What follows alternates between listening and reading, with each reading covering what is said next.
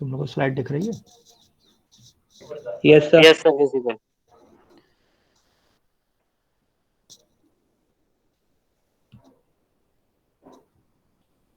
ठीक है। So last time तुम लोगों को जो है ये क्वांटाइजेशन एरर बैंडविड्थ से पढ़ा दिया था मैं, ठीक है ना? Yes sir. और that we have discussed that in PCM the biggest problem is that is quantization error, right? So and for quantization error to reduce, you have to reduce the step size, okay? And if you reduce the step size, then number of bits will increase, and number of bits increases, so the bandwidth increases. That is not desirable, okay? So the challenge is that is you have to keep the quantization noise low, and also the number of bits of encoding low.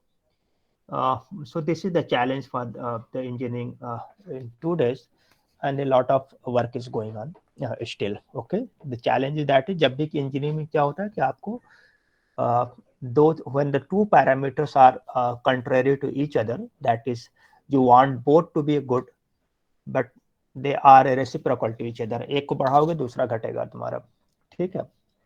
So then you have to make a compromise, and in fact you have to make a system जिसमें दोनों चीज अच्छी हो जाए. यही challenge है engineering का, ठीक है ना? This is the difference between the engineer and the scientist, कि आपको सब चीजें अच्छी रखनी है, आप but each parameters are very very antithesis to each others. So actually a lot of work has been done. मैं बहुत सारे डिटेल में नहीं जाऊंगा. This is a big challenge. So there is another parameters that we call it non-linear quantization, okay?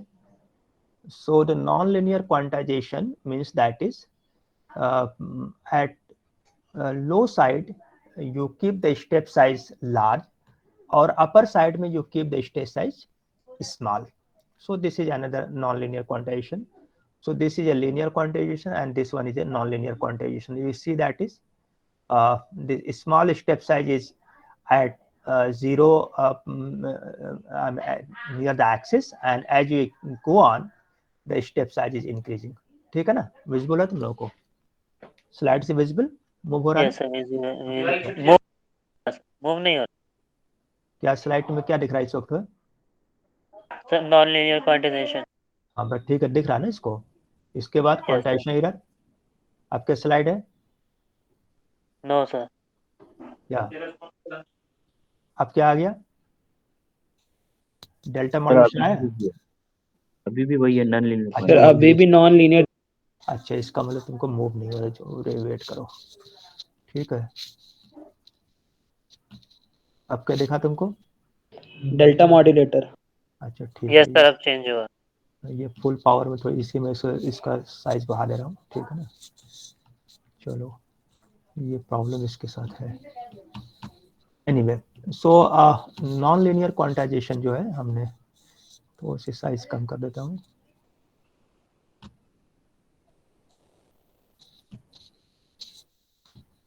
ठीक है, 80% पे ठीक है, सब कुछ दिख रहा है, ठीक है? The whole slide is visible at 80%.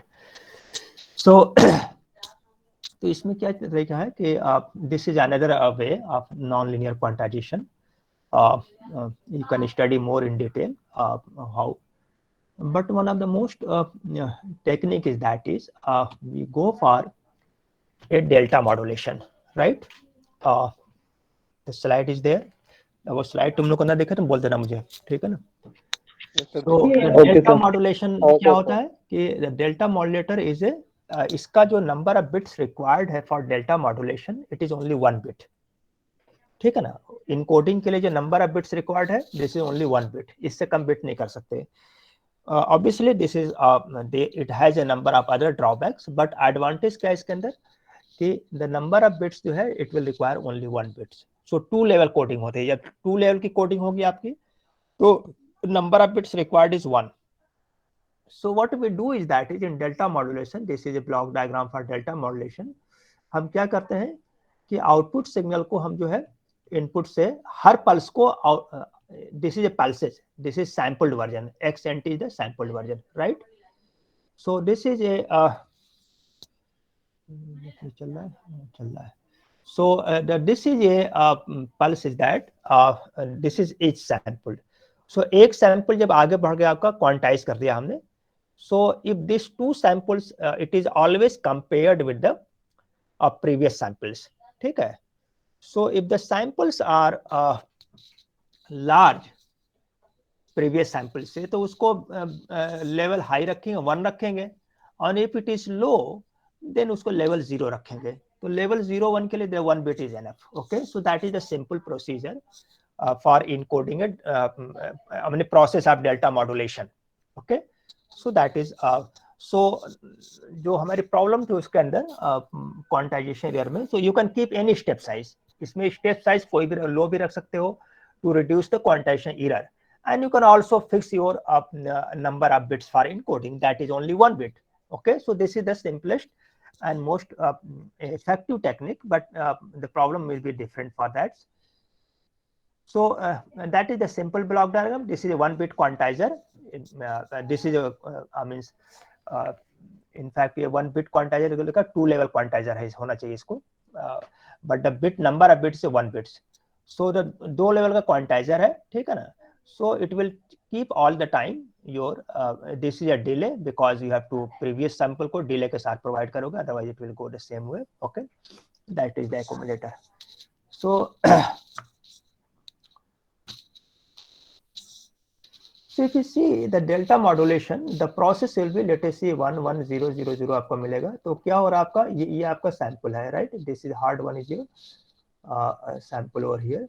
Okay, so now if it is less, यहाँ पे क्या, यहाँ सैंपल लिया, इससे ज्यादा हो गया सैंपल तो इसको 1 दे दिया, इसके ऊपर गया 1 आ गया, इसके ऊपर गया, because this sample is higher than this sample, इसकी मैग्नीट्यूड है.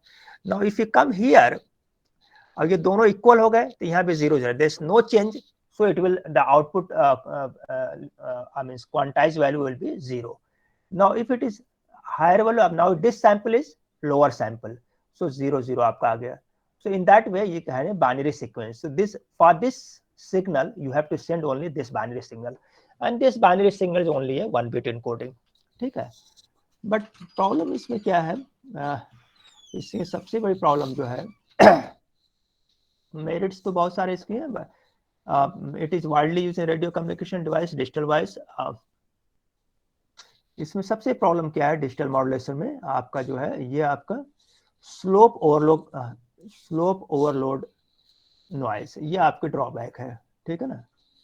So the drawback here is that is the slope overload distortion and granular noise. ये दो किस्म के ड्रॉबैक आपके डेल्टा मॉड्यूलेशन के हैं, that we will see later on. इसका कोई डायग्राम यहाँ पे है नहीं मेरे पास. ठीक है,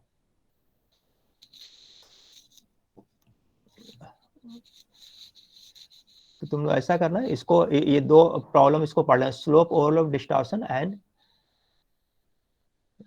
distortion granular noise. Okay, drawback इसका होना चाहिए यार, but I don't have any diagram here.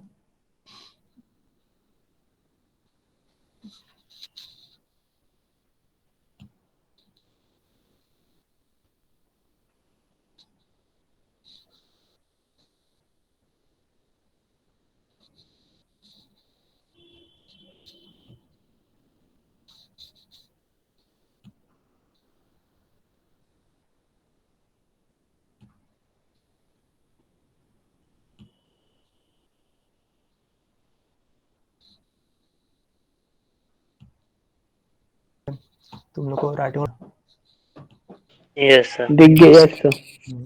तो इसमें ग्रेनुलर नॉइस क्या होता है, इसको थोड़ा सा मैं समझा दूं तुम लोगों को. लेट अस से एक्चुअली होता क्या है कि अगर जो कोई चीज तुम्हारा जो है सैंपल अगर बहुत ही शार्प मतलब जो है चेंजेस आ रहे हैं आपके हैं, ठीक है ना, सो जो वेरिएबल्स हैं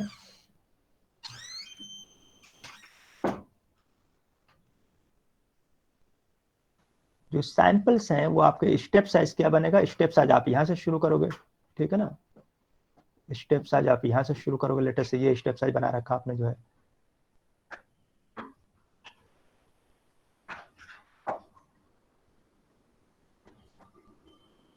ठीक है।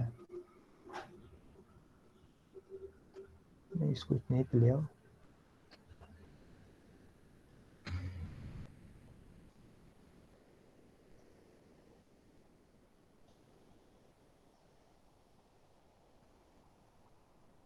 फिर आपको नीचे करना है इसको जो है, ठीक है ना।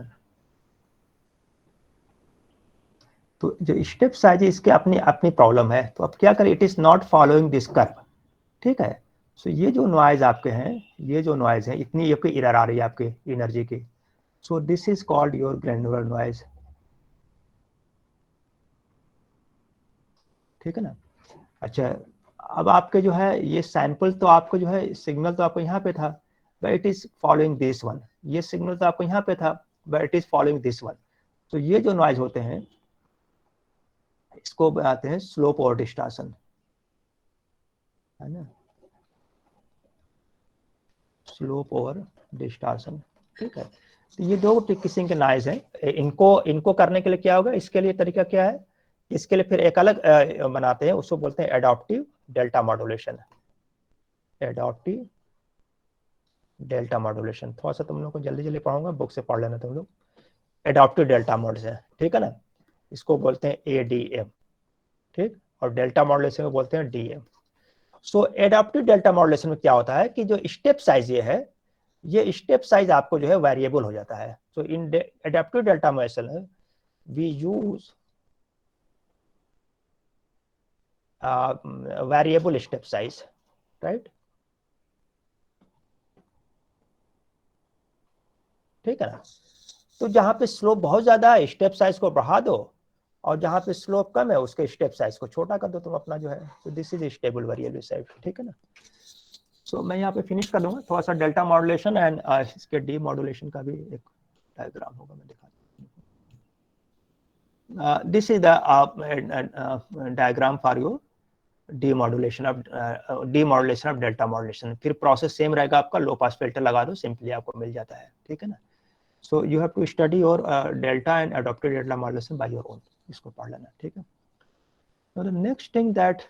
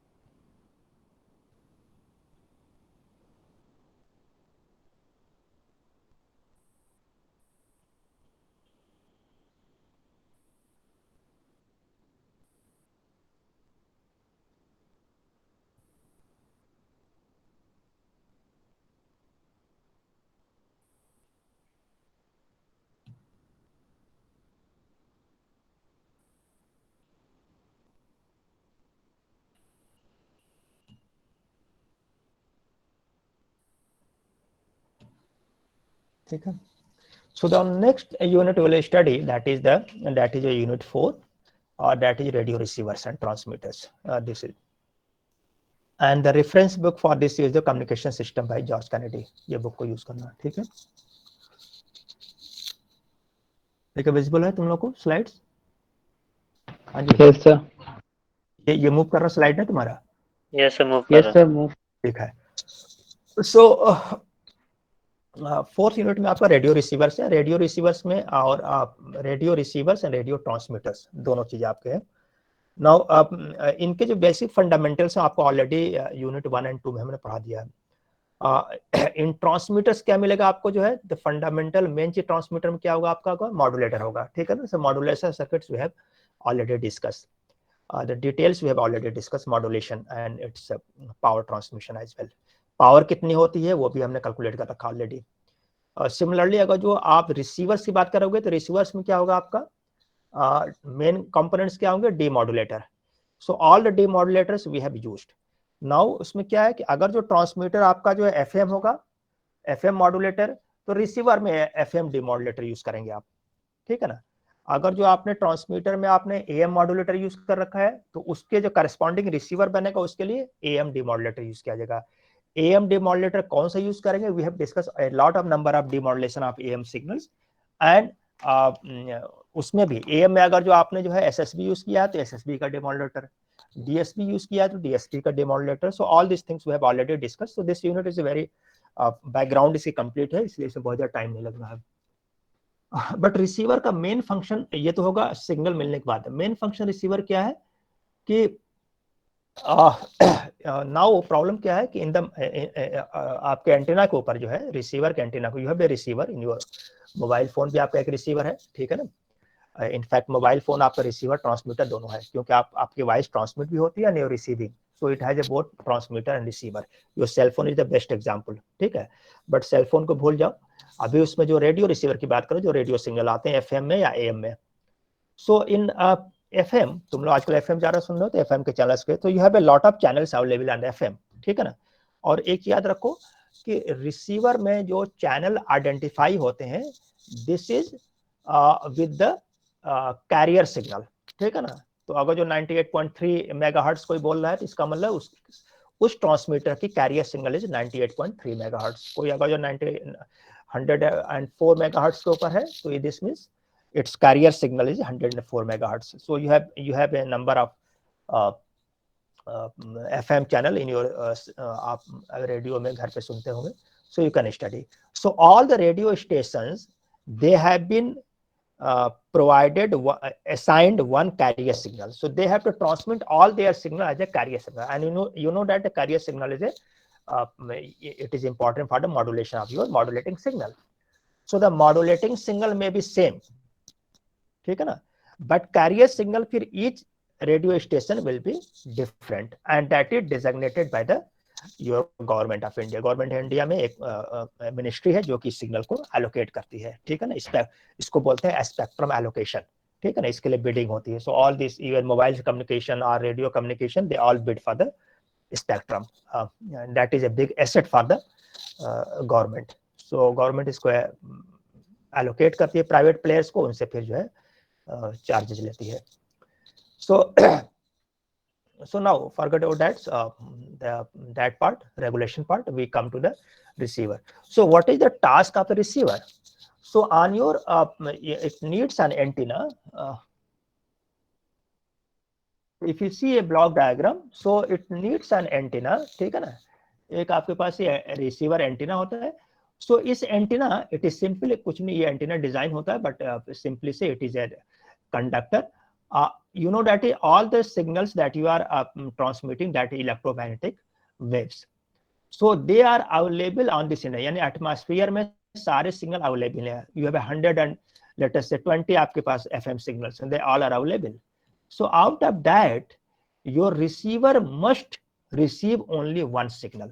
तो पहला ऑब्जेक्टिव क्या है रिसीवर का कि है ना, select the desired station signal and reject all other unwanted signals. So there are two targets, यानी गोल क्या रिसीवर बनाने का।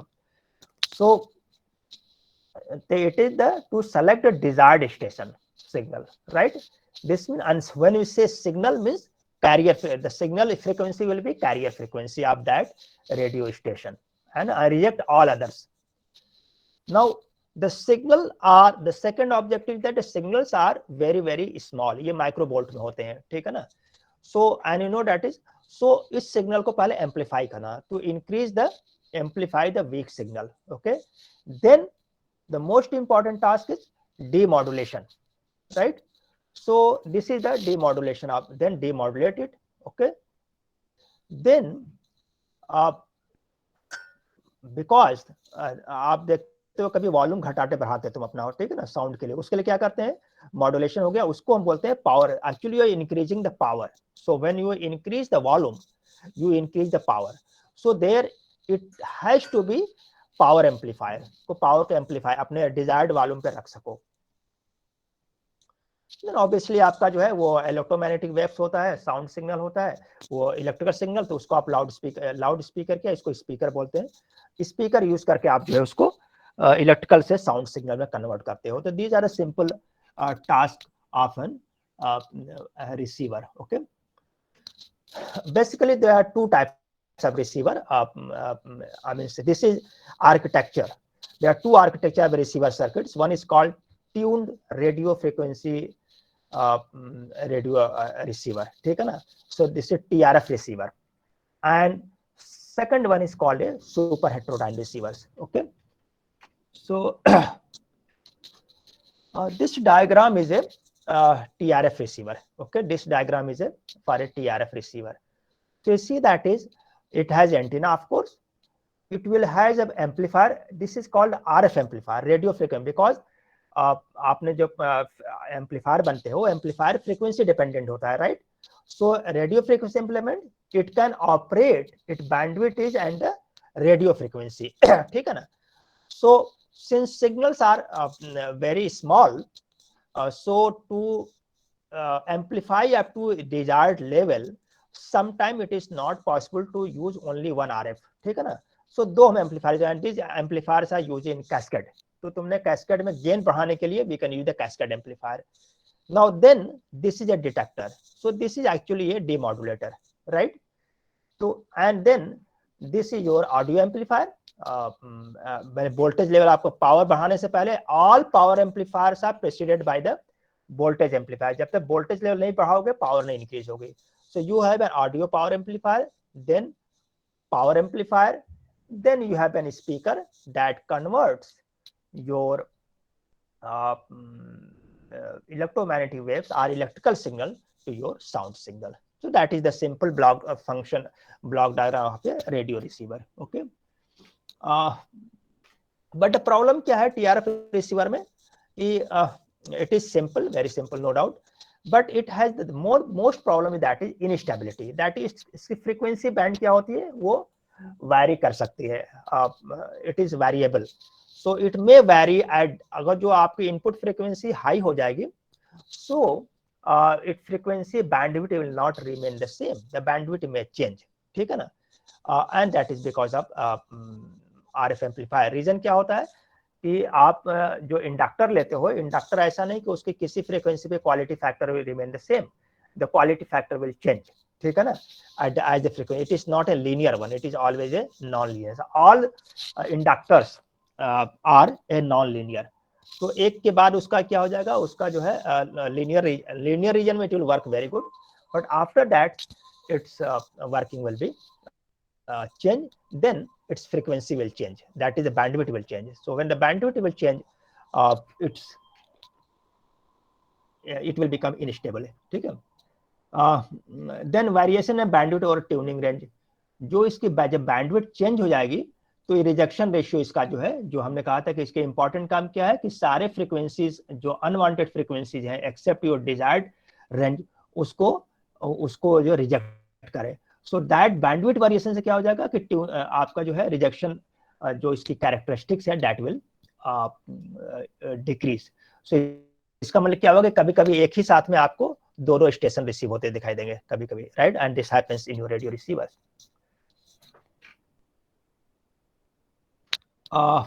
इनसफिशिएंट सेलेक्टिविटी, ये आपका वही है कि जब आपका बैंडविड्थ आपका चेंज हो गया तो सेलेक्टिविटी मींस ये होता है कि आप it can select only one signal, but if the bandwidth is becomes variable, unstable, then it may select some adjacent radio stations as well. So this is inefficient selectivity. ठीक है? Yeah. So the next one is that is we have a super heterodyne receivers. ठीक है ना? So super heterodyne receivers is a its block diagram is, if you see from here, a super heterodyne. So the problem क्या थी आपके? The problem with your radio receiver, I mean TRF receiver, was that it has a variable bandwidth because of this instability in the circuit. Okay, so to overcome that problem we have design this structure. इस structure में क्या आपका है, simply you see आपका वही antenna as it is रहेगा, RF stage for amplification. इसमें दो चीजें होंगे, this is called intermediate frequency, IF, ठीक है ना, this is called IF is intermediate frequency. सो ये आपका मिक्सर एंड IF, ये दो चीजें आपकी इसमें बढ़ गई हैं, दो ब्लॉक डायग्राम। सो ये IF क्या करता है, मिक्सर क्या काम करता है, this is the F0 is the frequency of the local oscillator and FS is the frequency of the signal जो एंटीना से रिसीव हो रहा है। सो दिस मिक्सर हमने आपको पहले बता चुका था कि this give the difference of two signals, तो F0 माने FS देता है। सो क्या होता है कि this IF will remain constant. So most important things क्या है कि intermediate frequency is a constant frequency, और इसको हम क्या करते हैं, it is decided by the designer of the receiver. So most standard जो AM के लिए है वो 455 किलोहर्ट्ज है, ठीक है ना। So you can note down somewhere कि the most commonly used intermediate frequency is 455 kilohertz, but it is in FM it is variable, okay. So AM के लिए the most 455 kilohertz आपके हैं। So now since ये अब आपके क्या होगा, देखो ये क्या है, दोनों चीजें आपको गैंग ट्यूनिंग, और जो ट्यूनिंग करते हो ना, तो जब आपका ये फ्रीक्वेंसी आपका चेंज होगा FS के लिए, तो आपका ये ऑसिलेटर फ्रीक्वेंसी भी चेंज होगा in same proportionate. So this IF will remain the constant because this is a difference of these two, okay. So this is called a tuning circuit। जो आप ट्यूनिंग करते हो वो हाथ से, वो यहाँ से ट्यूनिंग होती है। तो जब इसको ट्यून करोगे तो लोकल ऑसिलेटर फ्रीक्वेंसी भी चेंज होगी, एंड जब दोनों की चेंज होगी तो आपकी क्या हो जाएगी, आपकी ये मिक्सर का output will remain the constant, okay. So when this is a constant, अब ये आपके फ्रीक्वेंसी फिक्स हो गई, द बैंडविड्थ जो स्टेबिलिटी था आपका TRF में, that was because of the frequency as variable. Now हमने क्या करे, इस स्टेज पे frequency is constant. Now when the frequency, अभी फ्रीक्वेंसी कुछ भी बढ़ती रहे, doesn't matter, but this IF frequency remain the constant. जब when the IF frequency is constant, then there is will no variation in your bandwidth। so instability जो आपकी वो खत्म आपकी हो गई, ठीक है ना। so frequency जो bandwidth variation था, that is so once there is no bandwidth variation, so all problem will be solved, ठीक है ना। so that is the best widely used in all receivers, practical receivers we use a super heterodyne receivers, ठीक है ना। then आपका detector वो as usual, और ये आपका पावर एम्पलीफायर, इन दोनों को हमने जोड़ दिया है, ऑडियो और पावर को दोनों को एक साथ हमने ऐड कर दिया है। So this is a power amplifier, this is a detector, this is the IF, this is the mixer, and this is the RF stage. So all the same, only difference that is we have the mixer and one intermediate frequency, ठीक है ना, IF frequency amplifier। Why it is called IF amplifier? Because this frequency amplifier is designed for intermediate frequency, okay, right? Anything, any question? हाँ जी, तुम सुन रहे हो, सो रहे हो? Yes, sir. Yes, sir. ठीक है। Yes, sir. Okay, so this is the block diagram. You can see now, as I told you, that is for your AM. For AM, the IF is normally 455 kilohertz. ये fix आपका है, ठीक है ना। So that is a now I don't want to go in the RF section, in सबकी detail जो है ना, अब each block जो है इनके RF section, mixer, IF, detector, इन सबके जो है जो फंक्शंस हैं वो तुम लोग इसको डिटेल में पढ़ लेना। इसके कैनेडी की बुक मैंने वहां से लिया है, कैनेडी की बुक जो है आपके रिसीवर के लिए सबसे अच्छी बुक वही आपकी है, ठीक है ना। सो उस बुक से तुम लोग डिटेल पढ़ लो इसकी। तो this is RF section, why RF section is required, functional RF section ये पढ़ लो। मिक्सर का काम क्या है, I have already explained you, but you can go further. RF amplifier के क्या रीजन है, why to use RF amplifier, इसके सारे डिटेल्स, सेलेक्टिविटी, मेन चीज है सेलेक्टिविटी एंड सेंसिटिविटी को इंक्रीज करने के लिए we use RF amplifier. So that is oscillator कैसे होता है, there is no question, oscillator आप पढ़ लीजिएगा अपना जो है। any oscillator it is simply just sinusoidal oscillator that we already studied in your maybe Colpit oscillator use karo, clap oscillator, any oscillator you can use depending on that, okay।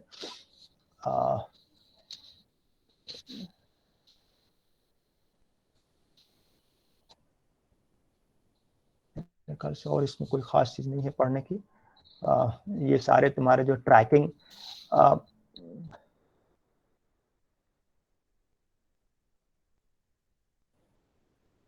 IF amplifier, एक होती है कि IF amplifier कितना use करें, intermediate frequency की value 455 kilohertz क्यों है, ठीक है ना। This is very important question कि what should be the value of intermediate frequency, और क्या इसका भी इम्पैक्ट आपके रिसीवर पे पड़ता है कि नहीं पड़ता है। तो this is a very important parameter, इसको आप थोड़ा सा और डिटेल में पढ़ लेना तुम लोग, ठीक है ना। कि if the intermediate frequency is too high, the results in poor selectivity, so selectivity will be poor, और हम चाहते हैं selectivity should be good. तो IF frequency you cannot choose any value. This is again a very tedious task of selecting IF frequency, ठीक है ना। So it is saying in theory is very easy, but practically designing, as I told you all the time, that is explaining in theory in ideal condition is very easy, but when you go to actually design the circuits in practice, then a lot of problems arises, उन problems सबको हमें solution provide करना है, ठीक है ना, with the best output.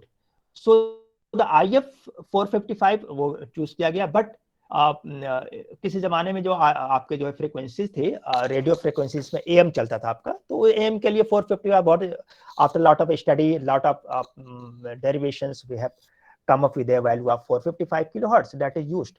But आपका FM में क्या हो रहा है, FM में फ्रीक्वेंसी इज वेरी वेरिएबल, आपका ultra high frequency, very high frequency, extremely high frequency, और it is not only that, आपका ये तो आपका जो है रेडियो रडार वेव्स में, सोनार वेव्स में कहाँ यूज होता है, तो हर जगह IF फ्रीक्वेंसी आपको डिसाइड करना होगा.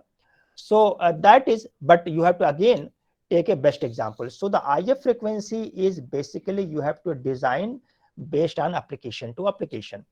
But what are the criteria to choose an IF frequency? So that is, you told you that is, so that is, see, that is, if you keep very high, then the selectivity will be poor. Okay? So you have to keep low. High will have tracking difficulties, and you cannot track the radio station, it will be variable. But if IF is low, then image frequency rejection becomes poor. This is another parameter, image frequency rejection ratio. I just told you that is the one of the drawback of the super heterodyne receiver is an image frequency. I will discuss later on. So one of the biggest problem in super heterodyne receiver is very good, excellent as compared to your TRF. But super her system जब बनाते हो बहुत अच्छा, तो उसकी एक बहुत बड़ी प्रॉब्लम होती है, ठीक है ना.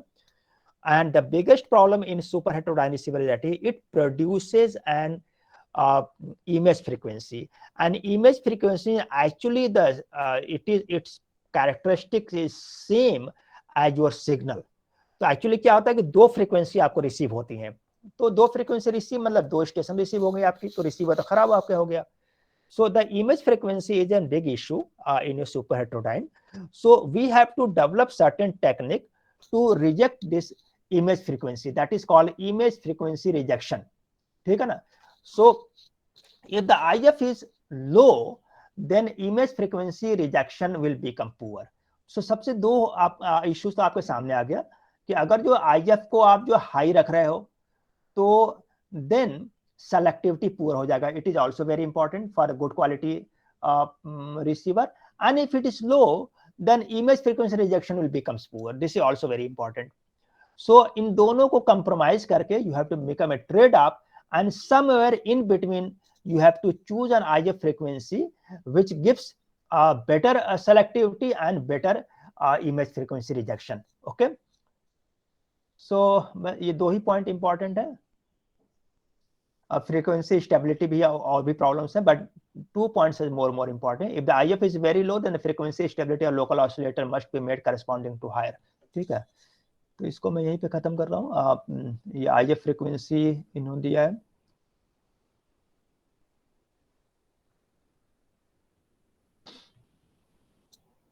These are some of the circuit जो आपके ब्लॉक डायग्राम्स बनाए, उनके सर्किट हमने कहा था सर्किट हमें पढ़ाना नहीं है, but in the book you can keep the circuit. This is a simply और इंटरमीडिएट पे 2 स्टेज एम्पलीफायर है, ठीक है ना. ऑलरेडी आपने पढ़ रखा है इसको जो है.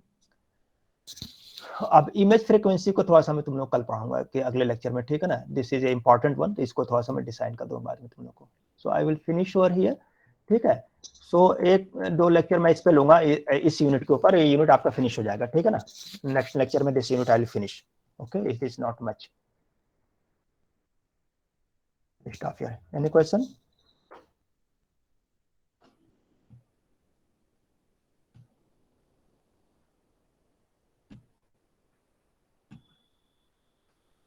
ठीक है ना। सो इसमें हमने इस यूनिट को थोड़ा सा हमें जल्दी में लिया है, और इसमें बहुत सारी चीज पढ़ाने को नहीं है, क्योंकि lot of things I have already discuss in your 2 units, the structure is there. So that you see from your Kennedy book, I am again referring you, that is the one of the best book for this topic is your George Kennedy, Communication Principle of Communication by George Kennedy. That book is easily available, आपको कहीं पे PDF भी मिल जाएगा net पे ढूंढोगे तो, और बाकी books भी अवेलेबल है easily available. This is one of the best book I have told you. So इसको हम अगले लेक्चर में हम आपको ये यूनिट खत्म कर देंगे, तो 4th यूनिट पूरा आपका फिनिश है, ठीक है ना। और अगर जो अगली कोई क्लास आप टेस्ट आपको होता जब है सेकंड टेस्ट, तो उसमें आपका पल्स मॉड्यूलेशन आएगा आपका, और ये रिसीवर से आएगा, दोनों से आएगा, ठीक है ना। So please prepare for your next sessional test from unit 3rd and unit 4th, ठीक है। सो after 1 or 2 lectures I will go for your unit 5th, that is आपका ऑप्टिकल कम्युनिकेशन, ठीक है। That's okay. Any question?